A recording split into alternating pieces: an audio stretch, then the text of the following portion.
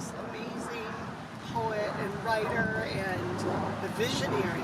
Really, Janet has, I don't know, I can't put it all into words as well as she can. So we're going to let her take it away and talk to us from her book. She's reading from her book, Shattering the Glass Ceiling. So she asked me, you know, should I do this or that? And I said, let's focus on women's issues.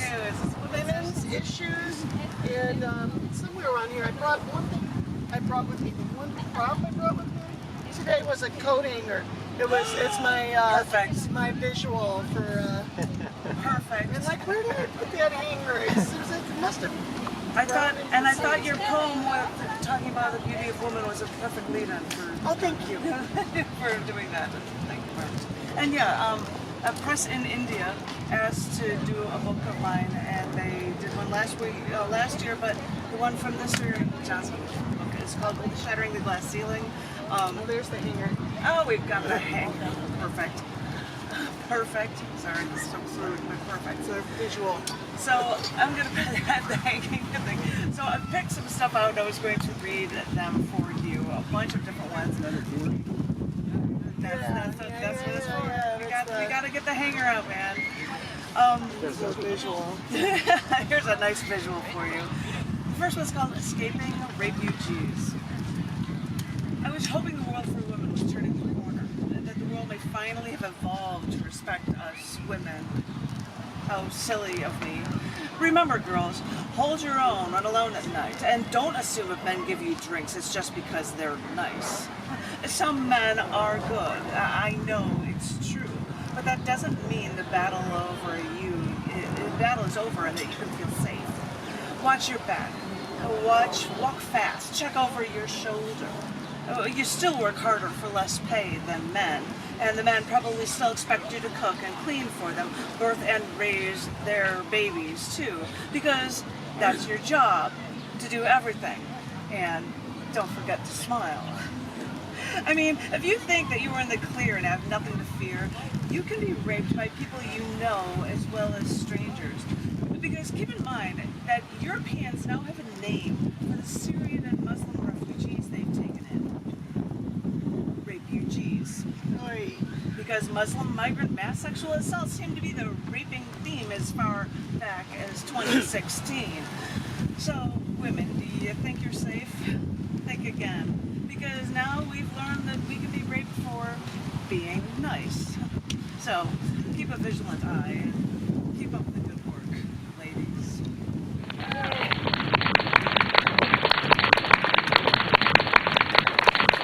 This one seemed fitting for me personally. Objectifiable 2021. I've experienced it for I don't know how many years, men degrading women.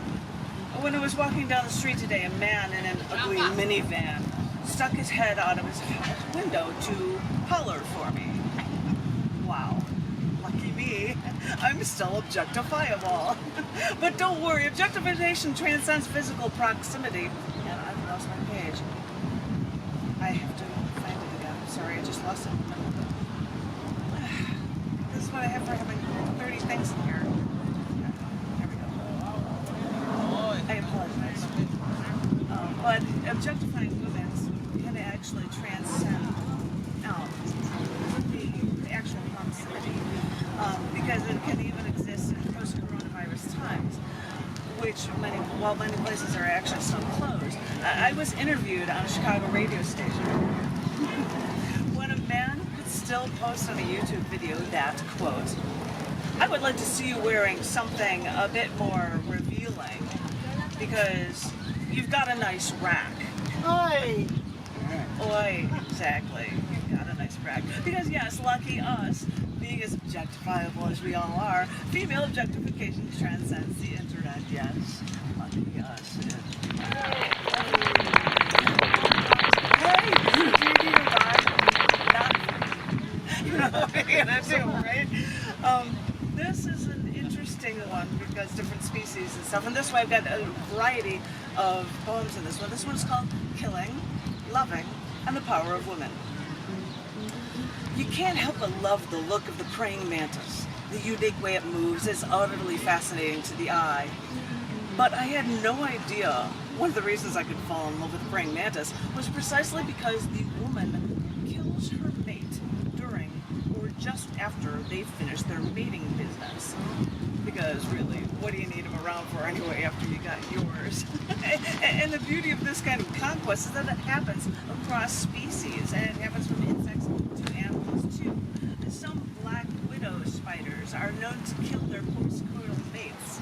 Female spiders even have larger venom sacs. And the thing is, female bees and wasps have the stingers, not the males. Yeah, you're perfectly right. Those male worker drone bees don't even have stingers. And one female bee is chosen as to be, when they were young, to be queen, and then is raised by male bees until she grows long. Female honeybees call the shots in their caste system matriarchy in a female-centered hive where the males only serve for sexual reproduction.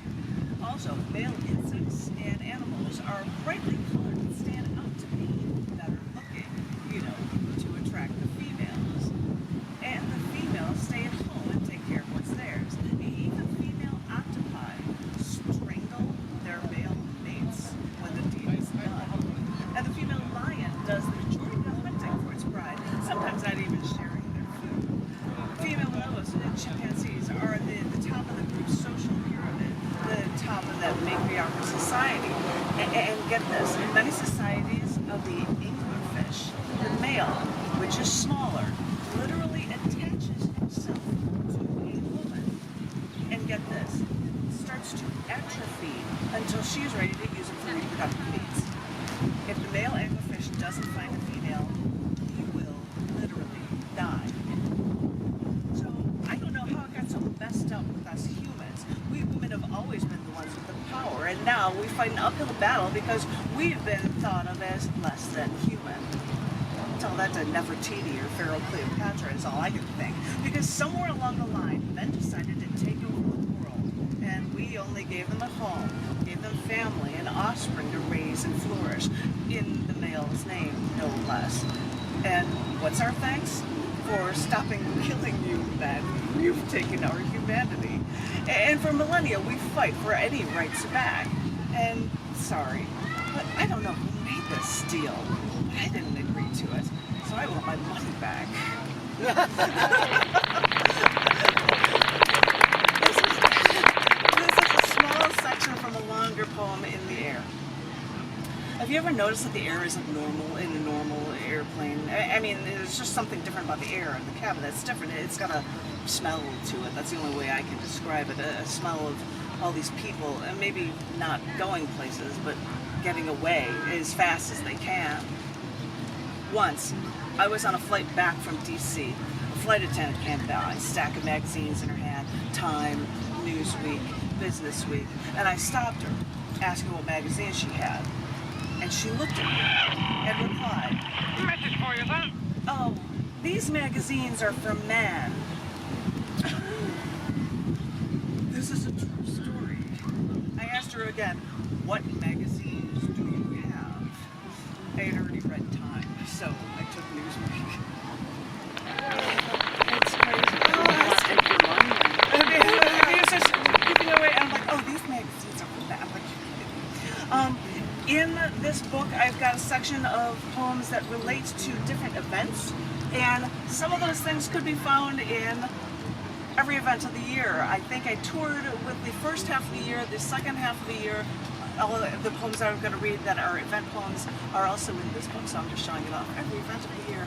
And I think it's funny with these two books, these covers look like they're leather covers and I'm a vegetarian, and I just find that rightly humorous.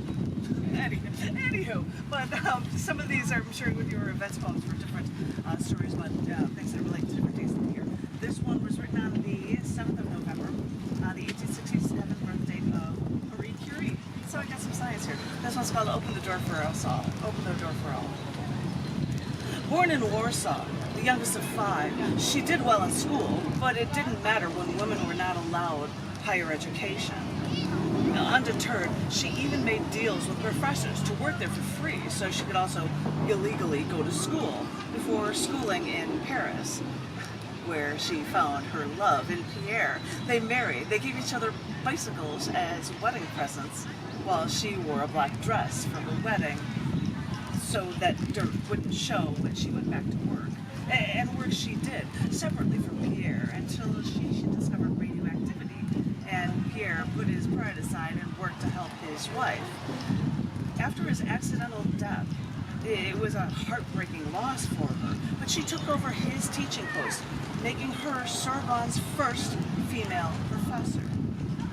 She discovered radioactivity, but also a new element named for her home country. And in World War II, she developed portable X-ray devices that they nicknamed Little Curies. The Great War didn't get her, but her love for her studies did, as working with radiation so long and keeping vials of radium in her lab pockets daily would be too much, even for her genius. People truly admire Albert Einstein, whom she worked with, but for women, and for all of humankind, this woman faced more obstacles than most, and opened the door for all.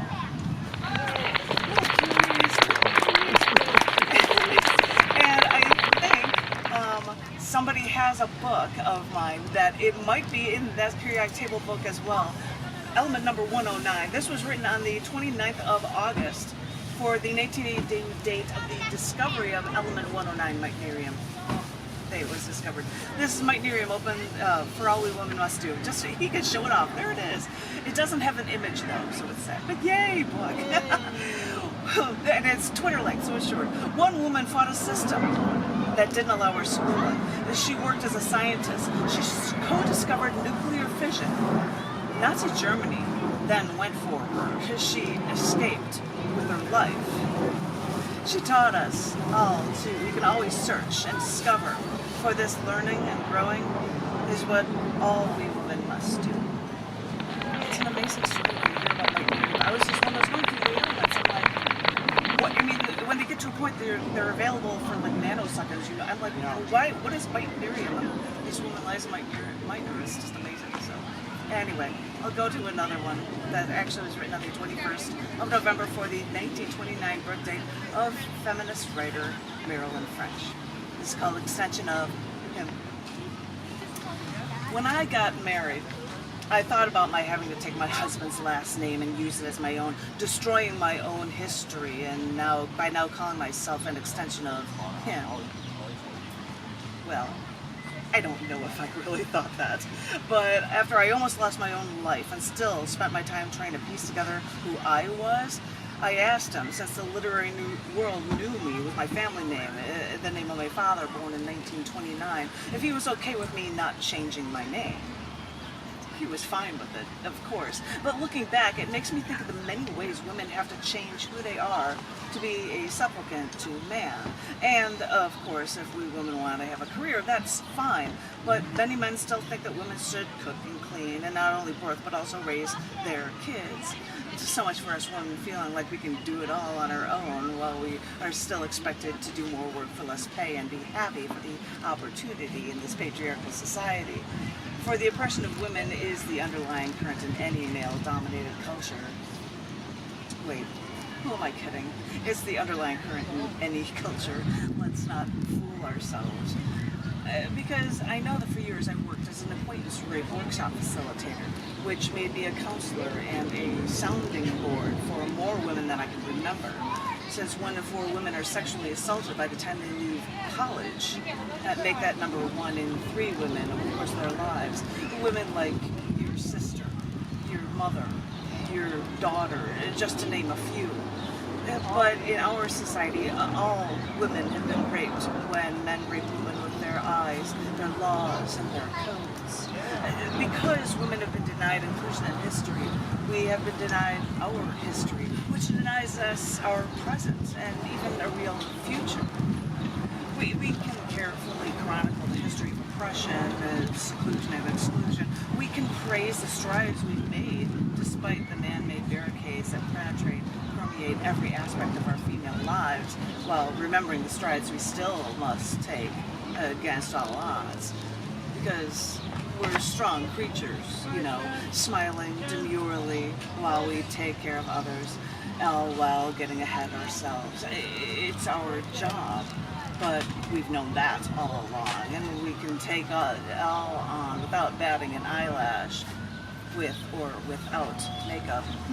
And whether or not we're reminded regularly of all we fight against in our battles to be good, we feel all the things men have historically imposed upon us, whether or not we're told. All these obstacles are always permanently burned in the backs of our brains, and we still seem to do well, despite those pains the men ingrain in us. So just realize that if you ever notice how well any woman is done, know that everything was accomplished despite that big bully in the room always breathing over her shoulder. For all that hot air breathed down by man reminds us that we can and still beat Goliath.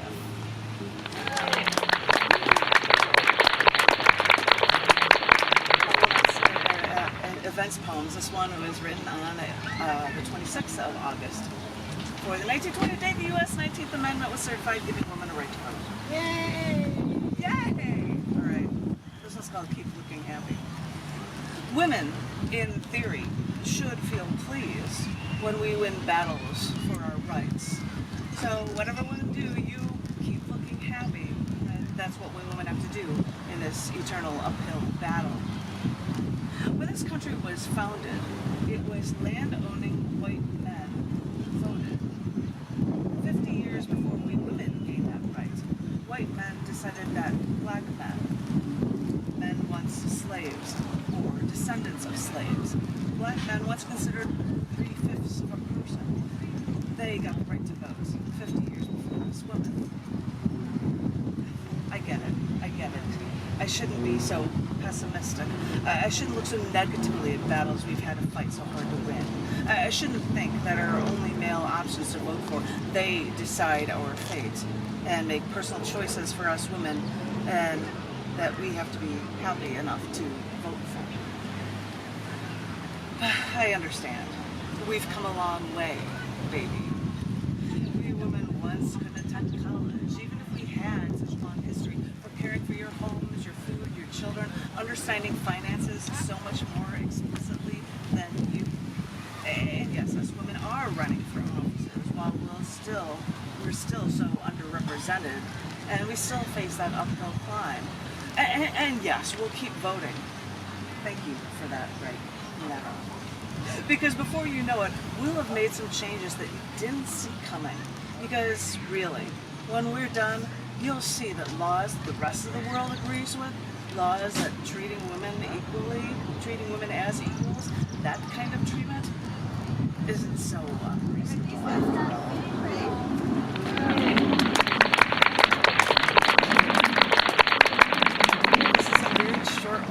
Vacuum of Space on the 11th of October for the 1984 date, astronaut Catherine D. Sullivan, who aboard the Space Shuttle Challenger, became the first American woman to perform a spacewalk. The men kept pushing that envelope. Of course, they had to be first. Because when you stop holding us back, we will surprise you with the power of our minds. And on a day like today, watch me do all that work. Watch me strap into that bulky spacesuit just to walk in the vacuum of space. Just so I, for once, will finally feel on my own and no longer feel like I'm under your thumb.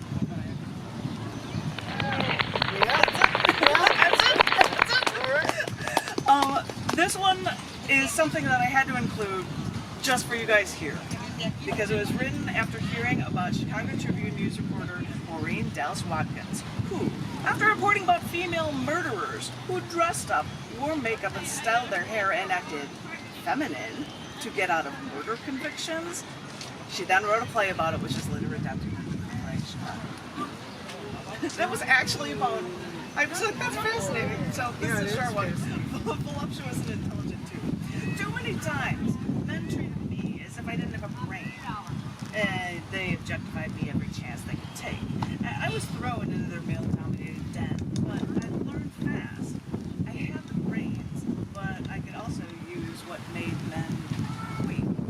You see, I wore mini skirts and plunging necklines and padded bras, and I learned how to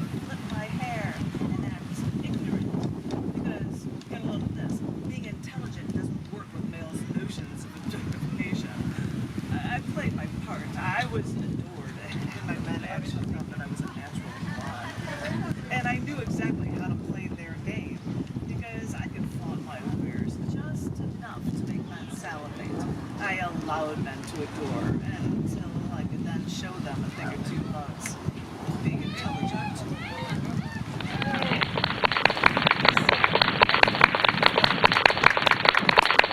This is one of the ones that I think I might have put online. I said I won't tell you the poem, but it has a translation in this book into Hindi as well. I think I read it once before leaving Chicago, and I'd like to share it with you because I don't think you've heard it. It's called Unmarried Women and Dead Bodies Everywhere. The Ganges River in India, the most sacred river to Hindus, is still religiously renowned. But on one day not too long ago, at a tributary of the Ganges River, they discovered 28 bodies. The locals first spotted the corpses when vultures surrounded those bodies as they piled up along the shore. Online news reports explained that the bodies may have been left there when families couldn't afford a burial. And at those same online news sources, lucky you can see video of dogs eating the flesh of the dead. But I was there. I read those newspapers as the Star of India came to me daily while locals discovered more bodies before they found 104. The local papers explained that this tradition of alpabra is a custom in some cultures. When unmarried women die, their bodies are dumped in the river. Unrecognizably decomposed, more and more bodies of unmarried women kept floating to the surface in just a few days in the sacred Ganges River. I kept looking for an explanation, and all I could think was that this river was supposed to be sacred, and I wondered if this was their effort to give these women a family in the afterlife, putting them in a river they call sacred. Because I know how they view women in India, cover their skins, that they don't talk back. Because even though women are treated like nothing by men there, they'd be less than nothing if they're not married.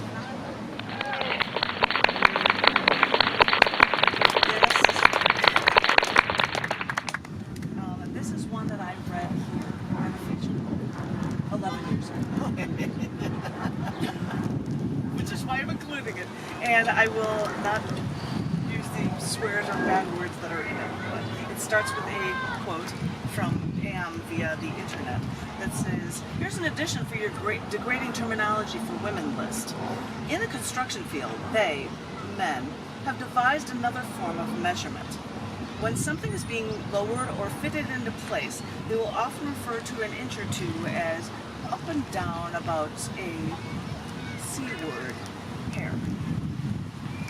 And then they would go so far as saying that there's increments of the thickness of how much could be from a blonde hair to a black hair.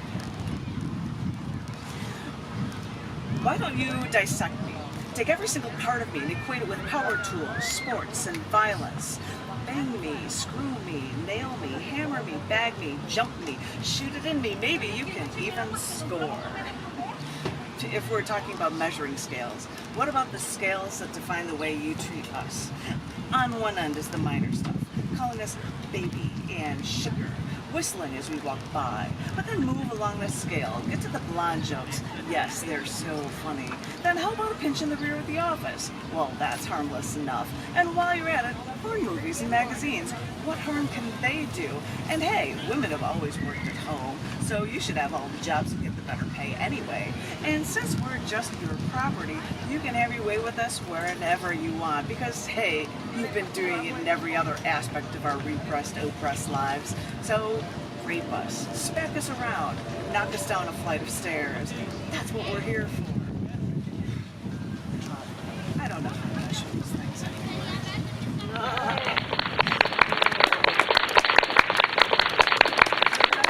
The best palette cleanser I could for the final poem.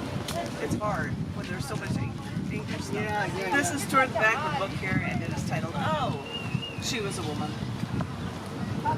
She was a woman who thought too much. She was a woman who accomplished everything she set out to. She was a woman who wore a crown of thorns. She was a woman who was punished for things she had not done. She was a woman who was strong, who was beautiful, who was beaten down, and she got angry. She was a woman who would walk into a coworker's office, stand on a desk, and do the twist just to relieve corporate boredom. She was a woman who worked 18-hour days because she was a woman whose brain was always on. She was a woman who fought for her rights, and she was a woman who should not have been born. She was a woman who wrote poetry. She was a woman who believed in nothing but herself. And trust me, she deserved more. She was a woman who would jump on hotel beds every time she traveled and booked a room because it was hers, because she could. She was a woman who belched out loud. She laughed too hard. She swore too much, and she grew up too fast. She was a woman who worked on 8 different projects at once and still managed to get them all done on time. She was a woman who never lost control. She planned everything. She demanded perfection, and she always had the answers. She was a woman who raised the pitch of her voice when she was asking for something. She was a woman who never played drinking games because she never needed an excuse to drink. Because she could drink most men under the table. She loved dirty jokes, and she seldom crossed her legs. She was a woman who wanted to feel alive. She was a woman who could not eat something she could not kill. She wrote letters to the editor, and when that wasn't enough, she became an editor because she liked making waves. Because she was a woman who knew all too well that you only have one life to live. Don't do something because it's expected of you. Do it because you are a woman who knows what's right. That golden ring is almost in your grasp. You've got the brains, and believe it or not, you've got the brawn. So don't let anything stand in your way. Yeah.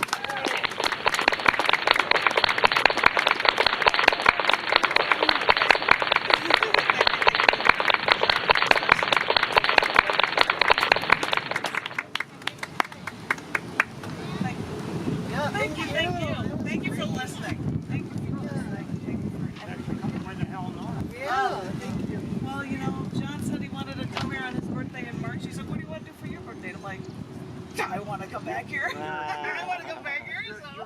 You're a June